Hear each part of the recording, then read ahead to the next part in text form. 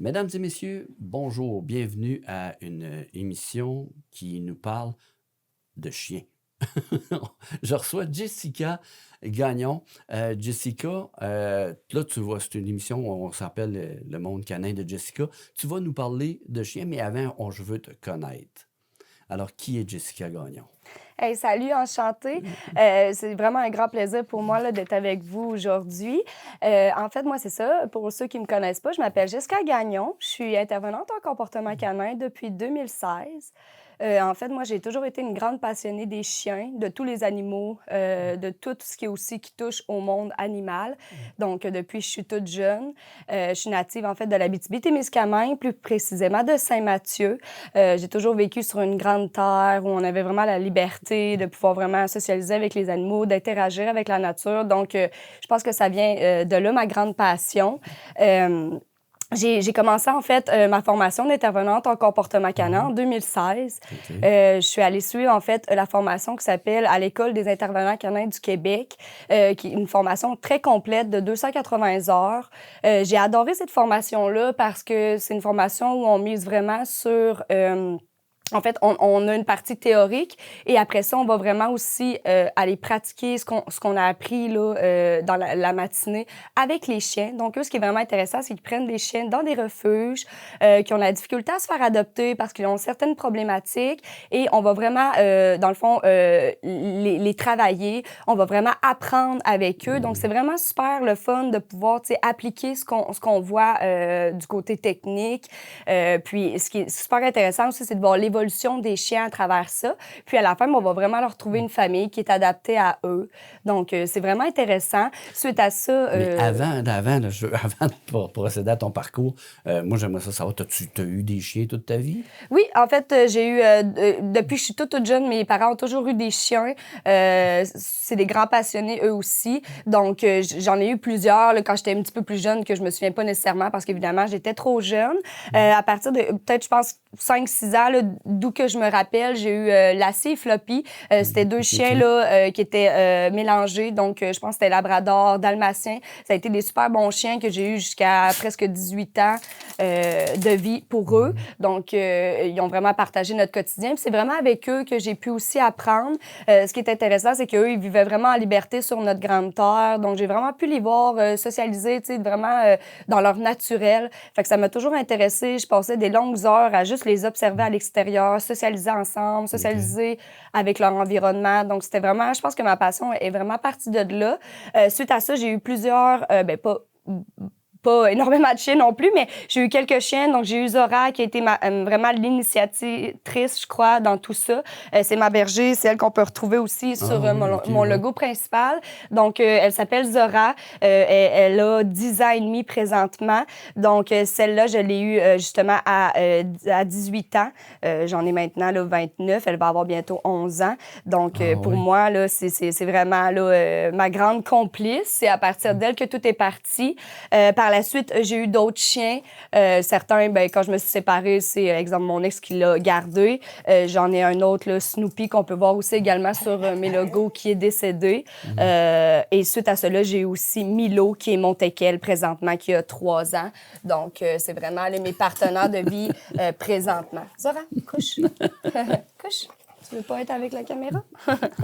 Donc, c'est ça. Donc, j'ai toujours été une grande passionnée. Suite à cela, après ma première formation initiale, Non, ben là, on est rendu dans ton parcours professionnel. ouais. Là. OK. Suite à cela, c'est sûr, j'ai été suivre beaucoup d'autres formations, que ça soit au niveau de l'entraînement de chiens dans un contexte de zoothérapie, OK. donnée par la formation Synergie Plumes et Poils, qui est une formation qui est aussi bien reconnue. J'ai été suivre aussi une formation d'évaluation de dangerosité canine donnée par la Corporation des vétérinaires du Québec. OK. C'est une formation aussi qu'on peut évaluer des chiens au niveau du niveau de dangerosité. Évidemment, il faut que ça soit combiné avec un vétérinaire comportementaliste. Donc, suite à ça aussi, j'ai été suivre beaucoup de séminaires, que ce soit avec d'autres professionnels du milieu comme Jean Lessard.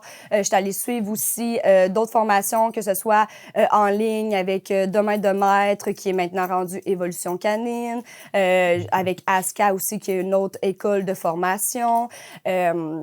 À travers ça, j'ai aussi beaucoup appris à travers j'ai beaucoup lu certains spécialistes aussi du milieu.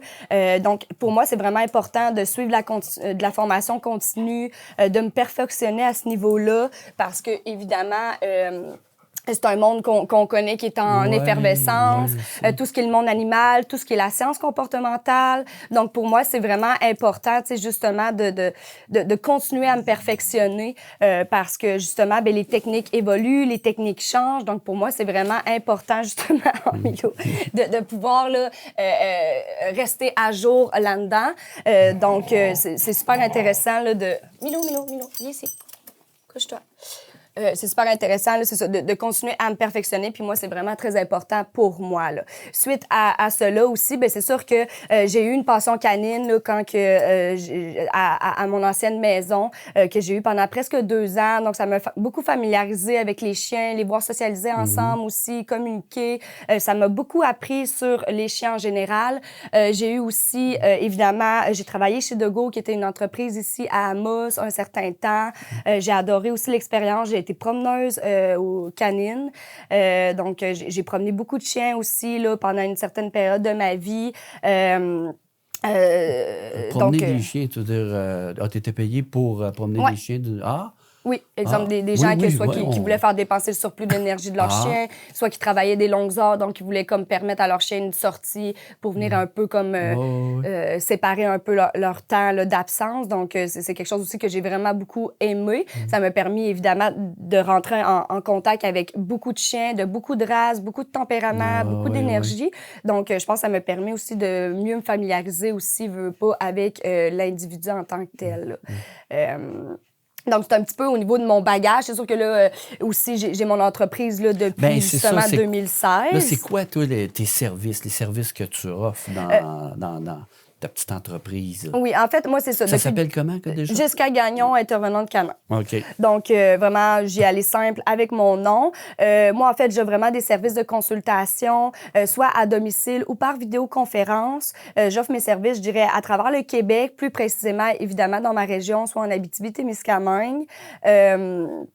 Je fais principalement de l'éducation, rééducation comportementale, mais je fais aussi beaucoup de thérapie comportementale, beaucoup de socialisation, beaucoup de consultations au niveau de l'enrichissement, au niveau aussi des cours spécifiques, que ça soit de l'agilité, détection d'odeur, recherche aussi.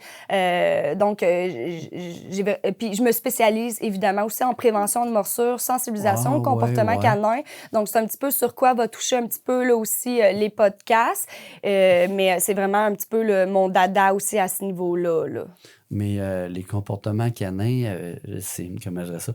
Il n'y a pas, t'as pas une petite notion de psychologie, parce que le comportement canin, on va l'avoir, le comportement canin vient aussi du comportement du maître. Tu peux-tu jouer avec ça? Oui, évidemment, mais comme on va le voir aussi, là, justement, comme on dit, la phrase qu'on entend si bien, mauvais chien, mauvais maître, là, mais tel chien, tel maître, mais c'est important. Oui, il peut avoir évidemment une incidence, le propriétaire, évidemment, une incidence sur le comportement de son chien, comment il va l'éduquer, le milieu de vie qu'il va lui proposer, s'il arrive à bien combler ses besoins, s'il a pris un chien adapté à lui, etc. Les techniques d'entraînement qu'il va utiliser aussi, d'éducation. Mais évidemment, c'est sûr que c'est important aussi, c'est un peu ce qu'on va démystifier, je crois, durant le podcast aussi, c'est de comprendre aussi que la faute ne revient pas exclusivement non plus aux propriétaires de chiens. Parce que souvent, on a la fâcheuse manie de tout rabattre sur le propriétaire. Donc, quand le chien est agressif ou le chien effectue tel et tel comportement, c'est sa faute. Sauf que oui, il y a une grosse partie qui peut venir du propriétaire, mais il y a aussi beaucoup d'autres facteurs qui rentrent en ligne de compte. Puis c'est ce qu'on va essayer de démystifier, de mettre de l'avant justement un petit peu dans le podcast là, et durant les autres épisodes aussi à venir. Là. Je me suis amené justement des notes parce que j'avais tellement beaucoup de notions, tellement beaucoup de contenu, puis je voulais être sûre de rien oublier. Fait que c'est pour ça un petit peu que je me suis pris des notes aussi. Mais c'est ça. en quoi ça consiste exactement ton métier? Ben, en fait, le métier d'intervenant en comportement canin, ça vise vraiment à éduquer la population à ce que c'est un chien, les besoins pour avoir pour combler l'animal, pour avoir un animal qui est bien équilibré. Ça mise aussi évidemment sur la sensibilisation au comportement canin. Ça mise sur la prévention aussi de morsures. Donc, à la base, un intervenant en comportement canin, sa priorité, en tout cas tant qu'à moi, c'est vraiment de miser à ce que le public, la société soit sécuritaire de socialiser avec des chiens. Parce que veux pas, même s'ils ont été domestiqués, ça reste des prédateurs en soi, ça reste un individu à part entière avec ses propres émotions, ses propres désirs, ses propres motivations aussi, son propre passé aussi, sa propre personnalité, son propre tempérament. Donc, c'est vraiment important pour moi aussi de miser là-dessus, justement, de miser aussi à peut-être descendre les chiffres au niveau du taux de morsure au Québec. Puis, c'est un petit peu ça aussi qu'on va dénoncer. Pourquoi que le taux de morsure ici au Québec est si élevé, mais en gros, c'est à quoi consiste pour moi, le métier d'intervenant en comportement canin. Le but n'est pas principalement du dressage, donc on n'est pas dresseur. Ce qu'on veut vraiment, c'est éduquer surtout la population, éduquer aussi les chiens, mais montrer aux gens, sensibiliser à savoir c'est quoi un chien, puis comment bien s'en occuper aussi, puis comment éviter que notre chien vienne à développer des problématiques comportementales ou des comportements évidemment agressifs. Là. OK. Puis là, quelqu'un peut t'appeler et tu te déplaces chez eux. Oui. Tu regardes l'environnement et tu ajustes la situation. Oui. Donc, j'analyse le chien. Évidemment, il y a vraiment une partie au niveau de l'analyse comportementale, au niveau de l'analyse de l'individu. Puis, par la suite, bien évidemment, on va adapter là, une thérapie comportementale dépendamment ou en tout cas des techniques, des outils pour vraiment aider en fait le propriétaire à être mieux capable de gérer son animal, à être mieux capable de lui apporter, combler ses besoins et d'en faire justement un individu qui va être heureux et équilibré. Là. OK. Et puis, est-ce qu'il y en a beaucoup? Est-ce qu'on a un gros marché pour ça dans la région? Oui, je dirais que c'est un métier qui est vraiment en effervescence. Les gens, je crois qu'ils ont de plus en plus d'intérêt envers leur chien, dans le sens qu'avant, le chien était plus utilisé, dans le sens qu'il servait beaucoup pour des travails communs qu'on va voir aussi dans un des certains podcasts quand je vais parler des races. Mais aujourd'hui, je crois que c'est vraiment vu comme un membre de la famille.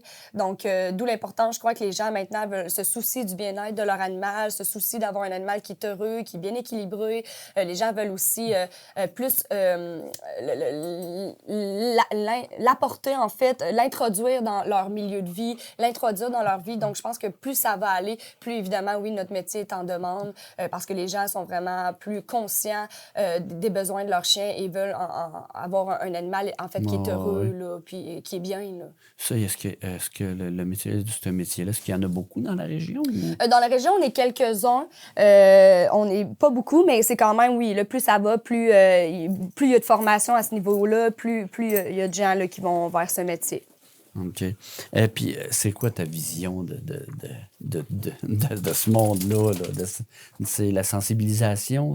Ben, en fait, moi, ma vision, c'est vraiment ce que j'aimerais, en fait, c'est avoir un monde de demain où humains et chiens vivent en harmonie, que le chien a le respect qu'il mérite, qu'on le voit comme il est vraiment, qu'on lui accorde sa place dans notre société, qu'on s'adapte un petit peu plus à l'individu au lieu que ce soit vraiment lui qui doit que s'adapter à notre environnement. Donc, je crois que c'est très important parce qu'on l'a vraiment introduit à notre société humaine. Donc, je crois que c'est important aussi de pouvoir lui apporter ce dont il a besoin. Donc, moi, ma vision, c'est vraiment un domaine où justement, le taux de morsure va être beaucoup moins élevé, où on va prendre plus conscience de notre animal, où on va être plus sensibilisé aussi face à ça, évidemment. Là. OK. Et puis là, on dit cordonnier, faut que ça soit bien chaussé. Est-ce que tu mets en pratique, ce que tout t'a appris, est-ce que tu le mets en pratique, ça fonctionne? Oui. Oui? Oui, ça fonctionne, mais évidemment, c'est ça. C'est à faire attention parce que comme ce métier-là n'est pas vraiment régi, n'importe qui peut se dire être intervenant en comportement canin ou être dresseur ou être toiletteur ou tout ce qui touche vraiment au milieu, je pense, animal. C'est pas nécessairement très régi à part quand on touche vraiment au niveau de la santé, avec les vétérinaires, etc. Donc, je crois que ça aussi, ça fait un petit peu partie du problème parce que n'importe qui peut devenir intervenant, ouvrir sa sa propre compagnie, puis commencer à justement offrir ses services sans nécessairement avoir une base en sciences comportementales. Et nous, on mise vraiment là-dessus. D'ailleurs, depuis 2022, je suis membre du regroupement des intervenants canins du Québec. Donc, en fait, ce regroupement-là, c'est un regroupement qui vise en fait, à assurer à la population d'avoir justement des travailleurs du milieu qui sont vraiment, qui ont suivi vraiment une base en sciences comportementales, que leur technique, en fait, d'entraînement mise évidemment le bien-être de l'animal, que les techniques sont pas intrusives, donc on vise vraiment plus le renforcement positif, à motiver l'animal au lieu de l'obliger, soit par obligation ou par peur ou par douleur. Donc, c'est vraiment important. Ce regroupement-là vise aussi à justement s'assurer que toutes les travailleurs qui y sont membres, justement, fassent de la formation continue, justement, pour se tenir à jour dans leur technique. Donc, c'est vraiment un bon regroupement qui assure, justement, à tous les propriétaires de chiens d'avoir un professionnel qui est vraiment qualifié, en fait, là, puis qui utilise des bonnes techniques, là. Donc, en gros, c'est avant d'avoir un chien, il faut savoir où est-ce qu'on s'en va. Et sinon, ils peuvent faire appel à toi. Oui, oui. C'est sûr que moi, ce que je recommande, c'est toujours vraiment la prévention. Donc, souvent, dès que les gens s'achètent un chiot ou dès qu'ils adoptent un chien adulte ou non, bien, je crois que l'idéal, oui, c'est déjà de peut-être partir sur des bonnes bases. Comme ça, quand on a une bonne idée de, justement, bon, bien, quoi qu'on doit faire, quoi qu'on ne doit pas faire avec un chien, comment combler ses besoins, etc., bien, c'est sûr qu'après ça, on évite souvent que notre chien développe des problématiques. Souvent, les gens attendent que les problématiques s'installent ou que le chien développe des comportements agressifs, excessifs pour, là, nous contacter. Mais souvent, il n'est jamais trop tard, mais évidemment, c'est beaucoup plus dur de rééduquer un chien, de lui apprendre des comportements qui sont plus appropriés que de juste de partir sur des bonnes bases avec puis lui montrer qu'est-ce qui est approprié de faire comme comportement. Donc, c'est sûr que ce que je recommande aux gens, c'est de toujours, évidemment, y aller avec la prévention et ne pas attendre en dernier recours, bien évidemment. OK. Là, on va juste sortir un petit peu du cadre du chien. Est-ce que ça marche sur d'autres animaux?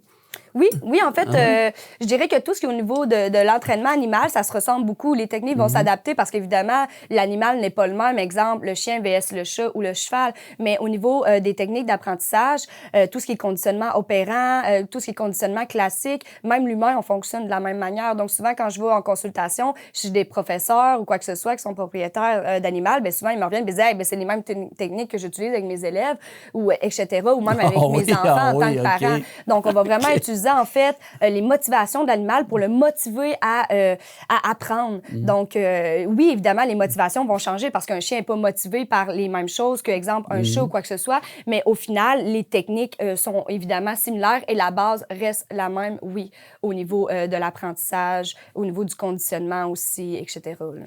On vient à ton enfance. Vous étiez nombreux dans la famille? Non, j'ai juste ma soeur jumelle, en fait. J'ai une soeur jumelle, OK.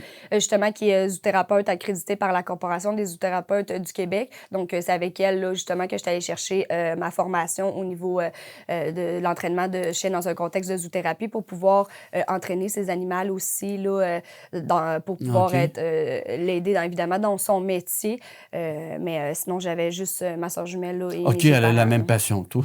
Oui, oui, OK. oui, c'est une grande passionnée aussi, je dirais, là, des animaux, des chiens en général, de tout ça, là. Bon. Et dans tout ce que tu fais, est-ce que tu as dû avoir pogné un os, tu as dû avoir... Oui, je te dirais que c'est sûr que, tu sais, présentement, là, ça va faire 7 ans, bientôt 8 ans que je fais ça. C'est sûr que, tu sais, je pense qu'un bon professionnel aussi, c'est quelqu'un aussi qui est capable d'admettre aussi qu'à un moment donné, tu sais, on connaît pas tout, qu'on n'a pas nécessairement la vérité absolue, qu'on n'est pas nécessairement spécialisé en tout. Donc, c'est sûr que tout ce que je me sentais pas nécessairement à l'aise quand on parle, là, je me sens un peu plus à l'aise parce qu'évidemment, j'ai beaucoup plus de bagages professionnels et personnels. Mais c'est sûr qu'au début, Milo, viens ici. C'est sûr qu'au début, ben, j'avais pas autant d'expérience. Donc, souvent, s'il y avait des cas qui étaient un petit peu, qui me semblaient trop complexes, j'hésitais pas, en fait, ben, pas à les refiler, là, mais à vraiment, tu sais, à juste donner un ouais. autre avis ou juste dire « Hey, ben, je me sens pas nécessairement à l'aise Ah, encore, donc OK. je vais te référer. » Oui, c'est le mot que je vais trouver, excuse. Donc, je vais Ouais. référer à un autre professionnel qui est peut-être plus qualifié là, dans ce sujet-là. Parce que ça, c'est pas une science exacte. Tu peux te Non. tromper. Là. Oui, évidemment. Puis, tu sais, chaque individu est différent. Donc, oui, les techniques sont similaires, restent un peu les mêmes, mais évidemment, on va vraiment les adapter à chaque individu aussi. Là. Donc, évidemment, ça veut pas dire qu'une technique qui fonctionne avec un chien va fonctionner naturellement avec l'autre. Donc, d'où l'importance de vraiment s'adapter aussi, je crois, à chaque individu. Mais je pense que c'est ça. Un bon professionnel n'aura pas peur de vraiment référer à un autre professionnel si, justement, il ne se sent pas assez qualifié, si il se sent pas assez à l'aise face au sujet ou à ce qu'il doit travailler avec le propriétaire. Puis je pense que ça, c'est très important là, pour... Ouais. Ben, c'est déjà, c'est un. Moi, comment je dirais ça? C'est un très bon signe de dire que moi, j'ai la science absolue. Quelqu'un qui dit ça, en partant, il me perd. Ouais. Ben oui. Puis, tu sais, comme j'ai dit, ce métier-là, ça ne cesse d'évoluer. Donc, c'est sûr que peut-être que ce que je dis là sera plus nécessairement exact dans plusieurs années. Okay, tu sais, comme on voit au niveau des méthodes coercitives, ces choses-là, il y a plusieurs années. Mais là, au niveau de la science comportementale, au niveau de l'entraînement, on s'est rendu compte que finalement, c'était pas les techniques qui fonctionnaient le plus, puis des fois, pouvait avoir l'effet contraire. Donc, je pense que ça, c'est quelque chose d'important aussi, de rester ouvert aussi à évoluer, puis à s'adapter aussi face à ça. Là. C'est un petit peu ce qu'on va parler aussi durant, en fait, les podcasts. Là. Donc, ce qui est important, vous aurez accouché là, pour pas avec une caméra. Oui, c'est ça. Donc, c'est un petit peu ce qui va se passer. On va parler un petit peu de la première saison. Évidemment, je ne sais pas s'il va en avoir une deuxième, là, si ça va dépendre vraiment de vous, mais au niveau de la première saison, je sais que les gens, souvent, veulent vraiment mettre l'accent sur... Ils veulent avoir des trucs pour les aider avec leur chien. Ils veulent avoir des trucs pour venir à bout de ce qui éprouve la difficulté avec leur chien. Puis je comprends, puis je sais que c'est super intéressant, mais on va moins miser là-dessus pour la première saison, malheureusement, parce que je crois que c'est important aussi d'aller au cœur du problème, dans le sens où souvent, moi, j'ai l'impression que je cours, puis tous les intervenants, on court, mais si on regarde au niveau des statistiques, on retrouve le taux de morsure est encore plus élevé qu'auparavant. Ouais. Au Québec, on est, je pense, une des provinces là, où le taux de morsure est le plus élevé quasiment au niveau mondial. Ah, ouais. On a de la difficulté à connaître nos chiens. Le chien a de la difficulté à parler lui-même, le chien, parce que il est tellement restreint. Il a une perte de liberté tellement immense que souvent, certains chiens ne savent même pas parler le chien. Donc, ça crée beaucoup de problématiques, que ce soit d'agressivité, de réactivité, de comportement. Donc, on va miser là-dessus. Donc, moi, c'est vraiment important pour moi d'aller au cœur du problème, puis de voir, en fait, venir à démystifier, puis un peu dénoncer les facteurs, justement, qui viennent à aggraver autant la santé physique, mentale, psychologique et évidemment physique de nos chiens, là, de santé également. Donc, bon, ça va être un des sujets qu'on va aborder. Oui, mais principalement, ça va être vraiment ça tout au long, évidemment, des 12 podcasts qu'on va voir durant la saison 1. Parce que justement, si on vient à démystifier tout ça, puis on vient à s'attarder à tout ça, puis on vient à plus sensibiliser la population à justement ce que c'est un chien, c'est quoi les besoins pour avoir un chien équilibré, comment bien comprendre un chien, donc savoir aussi reconnaître justement le langage canin, savoir comment bien communiquer avec notre animal, quoi faire, quoi ne pas faire, si on aurait une meilleure approche de l'animal, si on aurait justement plus de législation au niveau des éleveurs, au niveau des professionnels du milieu, au niveau aussi, si les législations au Québec seraient moins restrictives par rapport aux chiens, qu'on leur permettrait plus de liberté et tout ça. Fait que c'est vraiment là-dessus qu'on va s'axer parce que justement, c'est faux de croire que tout le problème revient aux propriétaires de chiens parce qu'il y a beaucoup de tous ces facteurs que je viens de mentionner qui vont avoir un impact direct sur autant la personnalité, le tempérament et le comportement de notre chien.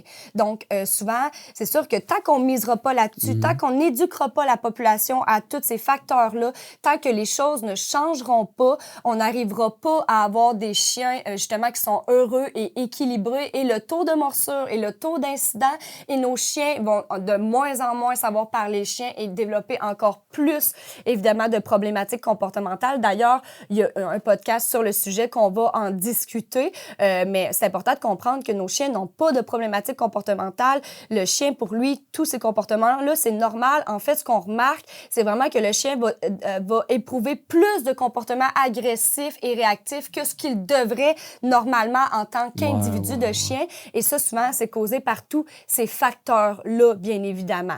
Donc, si on arrive à être plus conscientisé face à ça, bien, peut-être qu'on va aller vraiment être capable de régler tous ces facteurs-là au cœur du problème. Donc, après ça, bien, c'est sûr que le but final étant que moi, même si c'est bizarre à dire, j'espère de moins en moins avoir de job au niveau de l'éducation, au niveau de la rééducation comportementale et peut-être plus m'attarder à ce que j'essaie de m'attarder présentement, qui est vraiment ma spécialisation, qui est vraiment la prévention. Parce que ça part de tout. La prévention, on en parle... La prévention, on en parle dans tous les travails, dans tout au niveau du niveau, pour éviter les niveaux de risque, ces choses-là. Bien, tout est au cœur de la prévention. Donc, c'est un petit peu ça aussi au niveau du chien. Donc, je pense que c'est vraiment important d'en parler. Puis, plus on va en parler, plus les gens, autant les propriétaires de chiens que n'importe qui, monsieur et madame, tout le monde, vont être vraiment mieux éduqués face à ça. Ils vont être capables, justement... le but étant que les statistiques viennent à baisser, puis que justement, à un moment donné, qu'on soit plus dans le palmarès de justement où il y a le plus haut taux de morsure, puis où on a plus de difficulté à communiquer avec nos chiens et à en faire des individus qui sont équilibrés et heureux. Là. Donc, c'est vraiment là-dessus qu'on va s'attarder. Là. Bien, ça va être le sujet. On a lancé la première pierre. Fait que ça va se poursuivre à la prochaine émission. Je te remercie beaucoup, Jessica. Merci à toi.